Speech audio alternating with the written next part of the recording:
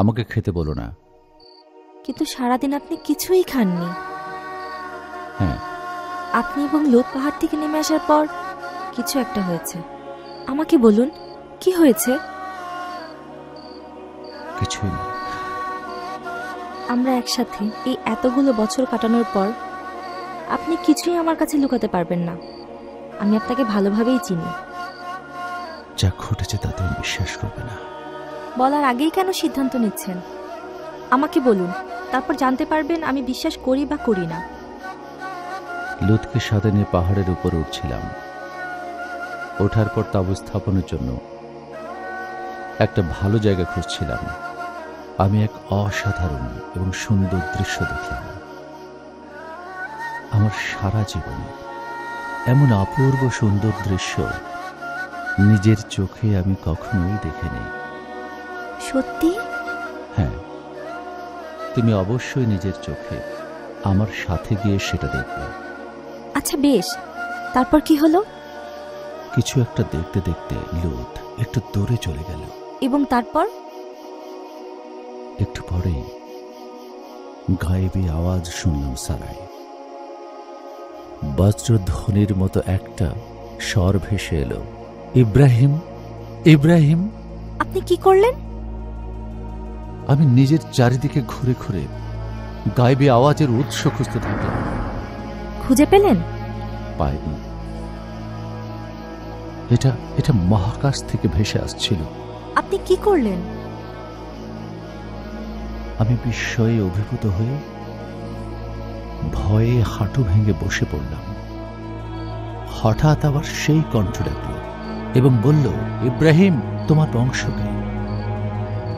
আমি এই সমস্ত ভূমি দিয়ে দিলাম। ও, তোমার বংশধরদের আমি এই ভূমি দিলাম। আপনি কি এই শব্দের অর্থ ভেবে দেখেছেন ইব্রাহিম? অনেকবার ভেবেছি। কোথা থেকে সেই বংশধর আসবে যেখানে আমিই বন্ধা? আমাদের মাবুদের কাছে কিছুই কঠিন না। যা বললাম সেটাকে তুমি বিশ্বাস করো সারাই। হ্যাঁ। তুমি যে বিশ্বাস করেছ সেটা আমার জন্য খুবই গুরুত্বপূর্ণ বিষয়। কিন্তু মাবুদ আমার কাছে যে ওয়াদা করেছেন তা যদি আমার লোকদের বলি, তারা কি বিশ্বাস করবে? হয়তো তারা আপনাকে বিশ্বাস করবে, কিন্তু আমার মনে হচ্ছে হয়তো তারা এই রুক্ষ শুষ্ক এলাকায় থাকতে কোনোভাবেই রাজি হবে না। এটাই আসলে চিন্তার বিষয়। বলুন, তারপর কি হলো? আমি জ্ঞান হারিয়ে ফেলি। তারপর লুত পাহাড় থেকে নিচে নামতে আমাকে সাহায্য করে। তারপর নামতে নামতে শরীর শিউরে ওঠা একটা দৃশ্য আমি দেখতে পেয়েছি। আমাকে দে, আমাকে দে, কুরবানি দিতে হবে, কুরবানি। ওকে দেবতার কাছে অবশ্যই আমরা কুরবানি হিসেবে দেব। দে, দে, আমাকে দে। এটাই আমাদের দেবতাকে খুশি করার একমাত্র পথ।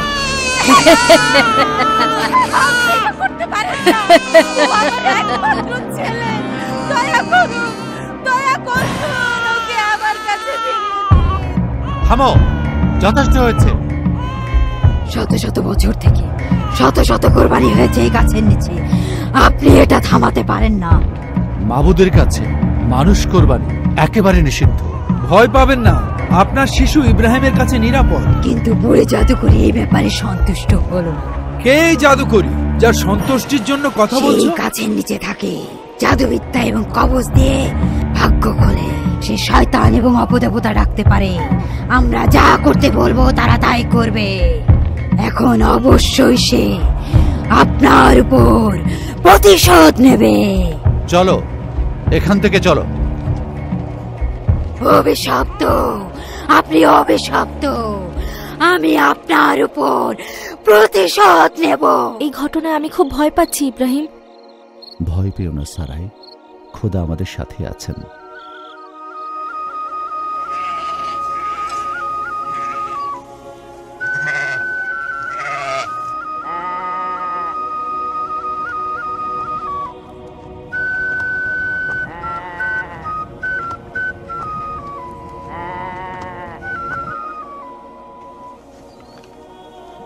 আসসালামু আলাইকুম।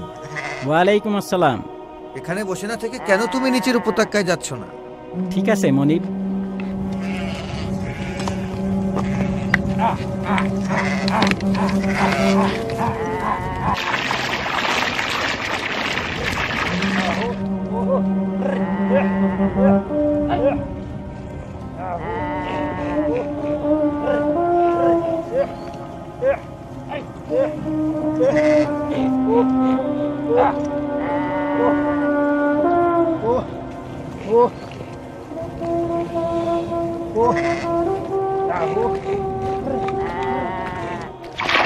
চাচা যান, আমাদের পানি প্রায় শেষ।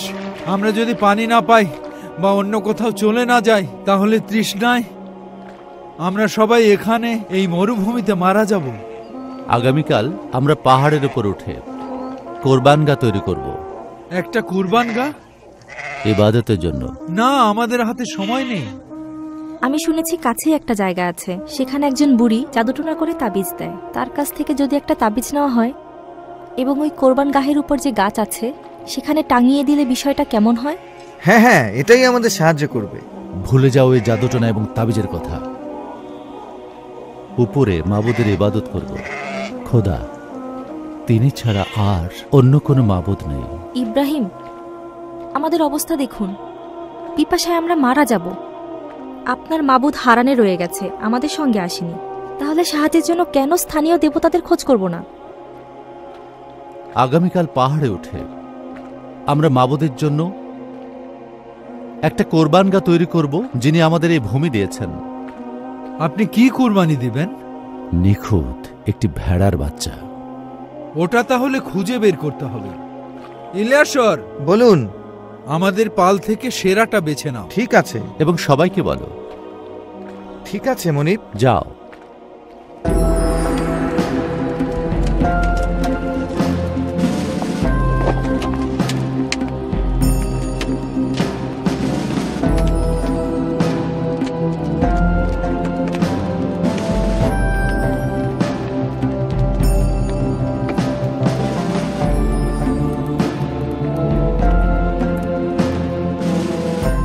এই সেই জমি যা আমার বংশধরদের দেওয়ার ওয়াদা মাবুদ করেছেন।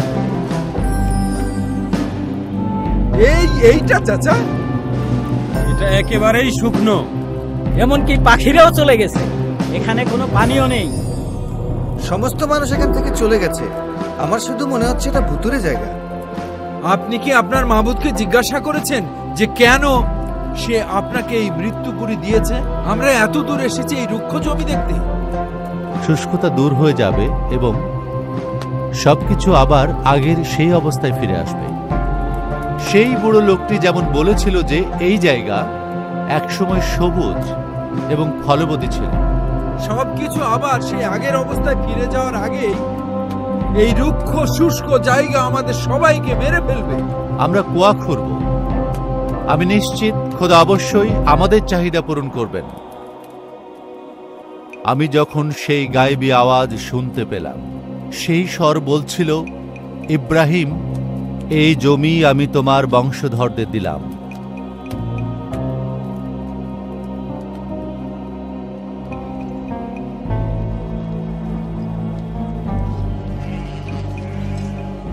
তোমরা কি এখানে কোনো পানির চিহ্ন খুঁজে পেয়েছো? না, এটা শুকনো মালিক। আমরা পানি না পাওয়া পর্যন্ত খুঁড়তেই থাকবো। হ্যাঁ, আমরা মাটি খুঁড়ছি। ঠিক আছে, খুঁড়তে থাকো। ঠিক আছে মনিব।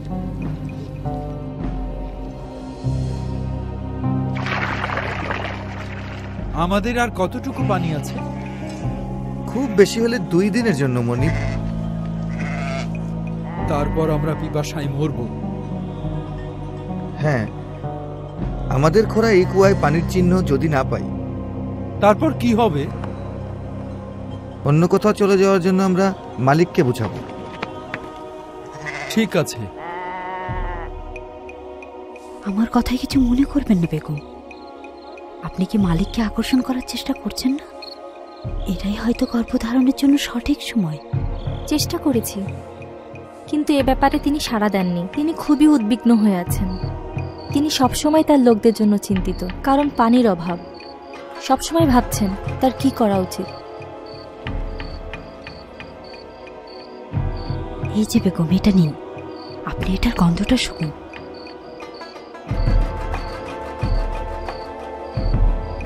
এই সুগন্ধির সুবাস খুবই সুন্দর। এটা আপনার শরীরে লাগাবেন। এর সুন্দর গন্ধ মালিকের পক্ষে অস্বীকার করা কঠিন হবে। তিনি অবশ্যই আপনাকে সাড়া দেবেন। এটা গর্ভধারণের জন্য খুবই কার্যকরী।